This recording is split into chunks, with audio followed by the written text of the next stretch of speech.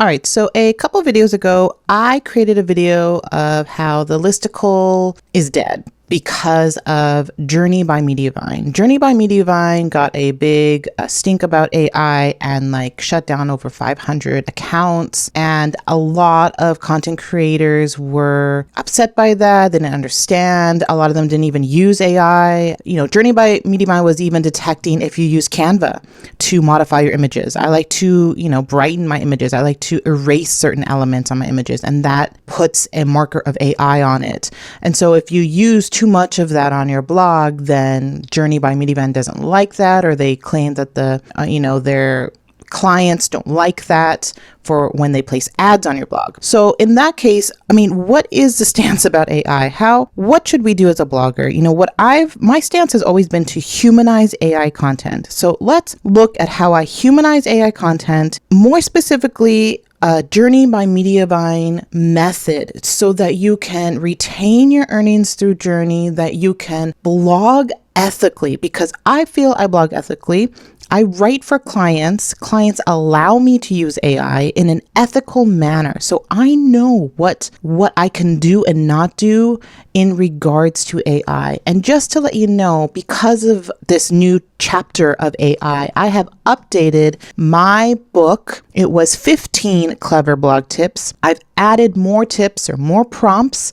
Now it's 27 blog tips with AI. You want to rank and earn with AI. I did not raise the price. It is still the same price. I encourage you to download this guide, this ebook, and go through it, because this video will not go through a lot of those areas. It'll just give you an overview of how I humanize blog content. You're free to go to my sites if you know what they are. I do feature my main site, Twins Mommy, but I do have other ones.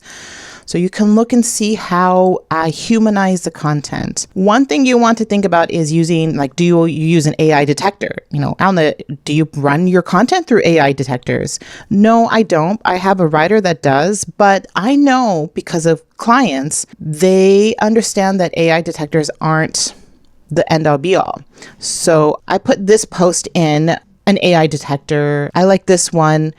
Brandwell. I know the company, I know the creator, Julie McCoy, so I trust this detector. I also am a paid subscriber of Originality. They're also a paid AI detector. And I can tell you for a fact that even if it's paid or even if it's free, it's always different. There's another tool that I ran this content in, and it said it was about 50% AI. It wasn't sure though. This one passes as human. I gave it the beginning parts of my post. Now, if I just randomly picked the middle of my post, it might, if I started here, it might flag a bit more AI. And that should tell you one of the first things that I ensure to humanize my content is to really dial down on my introduction and write it as me, write it without any tools. Now, over the years, I have relied a little bit on some tools to just sort of elaborate on something, to give me more ideas on what to write about. But, definitely the first couple sentences are how I want to start a blog post. Do you know how hard it is to focus when your work from home office feels more like a storage room than a space you actually want to be in? That was totally me. I've been working hard at decorating my office so that I'm more productive, and I'm only halfway there. So I talk about how this is true. I have my office here and I want to, cozy it up, make it more chic. I also want to add my, keywords in there. I want to interlink. I want to do all these things. So, it may come off as a little bit like I had to add that sentence to make that link. But all in all, I try to humanize it by writing how I would write. The other big thing that I do that not a lot of, I feel like a lot of blog content creators don't do because they don't know or they don't realize, is that I try really, really hard not to use ChatGPT for idea generation. Now, I do in certain parts. So I will use ChatGPT to create YouTube title ideas. That I'm okay with. I will use ChatGPT for certain things. And in my book that I have here, I do go through the certain prompts. These extra tips are the prompts that I'm using in ChatGPT. And some of them may lean towards idea generation. But when I talk about that, I'm talking about having ChatGPT to give me like the actual blog post content. I never do that. I always front the tool with content. So let's pretend I want to write about those pink summer nails. I think I talked about that in another video of mine for a Pinterest topic. I used pin clicks to find this. It was a perfect idea, lots of traffic. So how would I start this? It all depends on my TOV, my viewpoint of who I'm writing for. A lot of my niche sites, it's not just me as a mom. It could be a younger version of me. It could be me in college. It could be me just barely married. I look at past me and future me, maybe someone a bit older, maybe someone that's a grandma. I look at those to think about how I would begin this. So with pink summer nails, I would feed it my idea and see what it would come up with for an introduction, but then I would change it. So let's just say a Gen Z 20-something woman who loves TikTok. Let's just say this is sort of the style because they're interested in, nail designs. In first person, talk about how I can't wait to start summer. And the first thing is to make over my nail design and go with something modern and pink. It's pink everything. So this is what I'm thinking. It's pink everything. So you see, I'm feeding it. So it's going to talk. It may talk about TikTok. It may talk about like how I'm strolling on TikTok and I'm noticing all these pink. Like it may even start with that way. I'm feeding it the nail design. How my idea is like I can't wait for summer. It's going to stress that in my introduction. It's going to talk about pink everything, and then it's going to list pink things. So I have an idea. Now I'm not gonna I'm gonna see what it gives me, and then I'm going to work with it and finesse it. That's what you're supposed to do with AI tools. You're not supposed to just take what it gives you. You have to finesse it and humanize it. So write a blog introduction in first person. So I'm going to tell it what I want. So now it's going to take that information and now it's going to give me. So you can see that it's stressing, I can't wait for summer. I've been counting down the days to summer and now it's finally here. And the very first thing on my to-do list, a fresh nail makeover. I fed it that information, okay? Like I'm talking, and here again, my words, modern pink. Now with the Gen Z talk, totally extra. I don't know what it is, but something about switching up my nail design makes me feel like I've got my life together, even if I'm still binging TikToks in bed. There you go. There is what I fed it. Okay, pink's the vibe right now. Now I can use this and then add maybe some keywords in there. Maybe pink nails for 2025 is a keyword. Maybe I can add a little bit more, like the whole feels like I've got my life together. I might switch that up a bit. But I like sentences in this, and I will take sentences out. I will take phrases out and make my own introduction, and then I would add a little bit more so that I can introduce my content.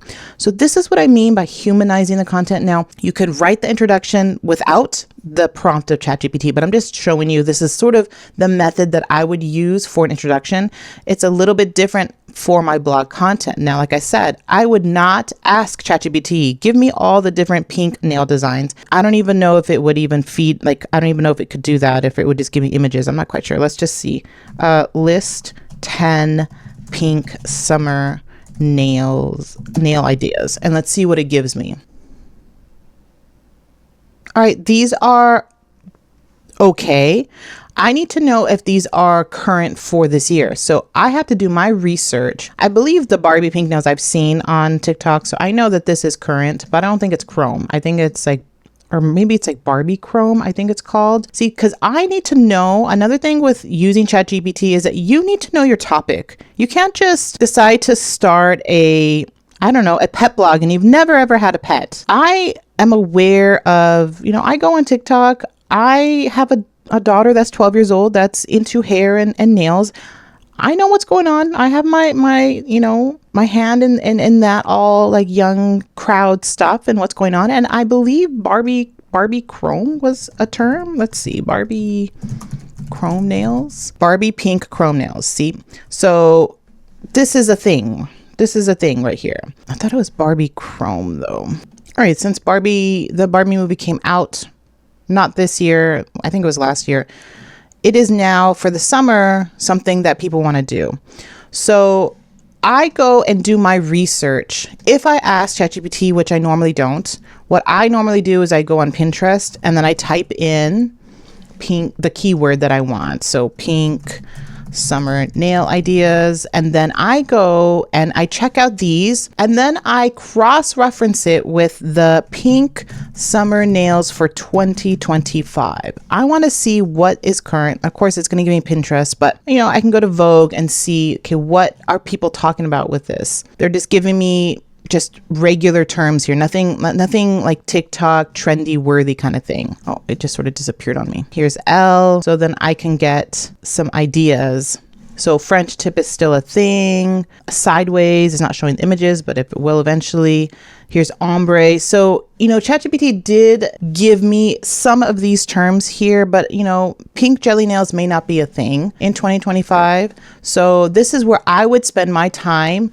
Again, this is the human part of my content to validate what ChatGPT gave me and for me to go down the rabbit hole and me come up with those ideas. This is what I would do. Okay. I look at the pictures to see if okay, you can tell if these are real nails or not, just to get an idea of the swizzle. A lot of people go to Instagram to get these pictures and stuff. I don't do that. I don't think it's ethically right, but I just look and see what is popular here. Okay. I can go and click over to get more ideas, but this takes me time. Okay.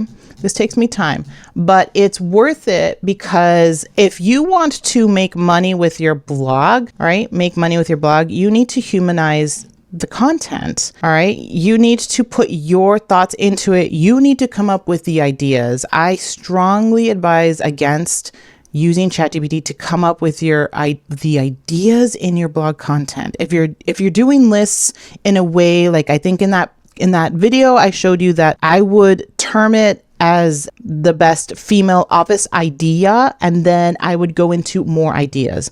Those ideas I get from Pinterest.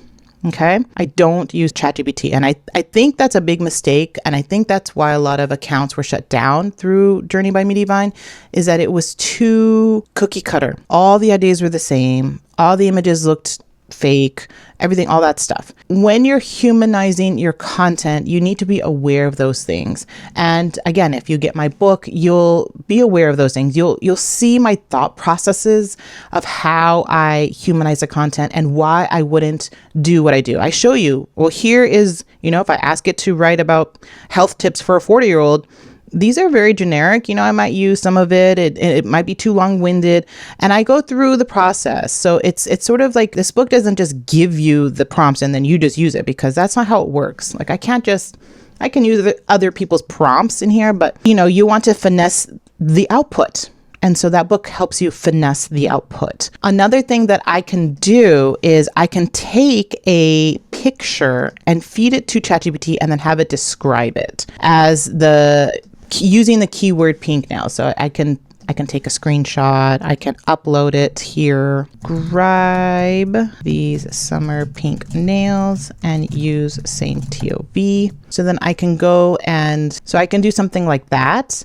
And I can look at this Barbie core, that's what it's called, and see, do I want to use some of this? I don't like to use emojis here and there, but I'll use some of these terms, literally summer in a mani, talk about the hibiscus flower. So I can take elements of this and use it in my content. Like I said, I wouldn't use it all verbatim, but I would use the first sentence and then I would add a bit of content for me in my second sentence, and then I would use a third sentence, and then I would go in a give and take kind of thing, so that I can have a nice cohesive description of this. I might even go and research the nail colors and the nail polishes to add to give yourself this own mani. Okay.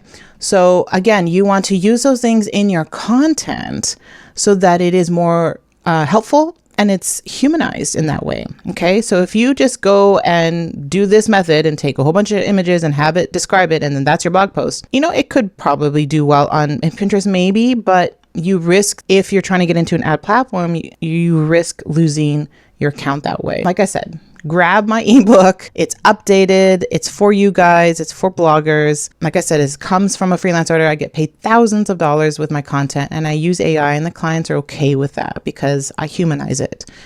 It reads as if I wrote it. So let me know in the comments below if you have any other questions about using AI or not, your thoughts on it if you want. But like I said, I try to do this as ethically as I can. All right, I'll see you in the next video.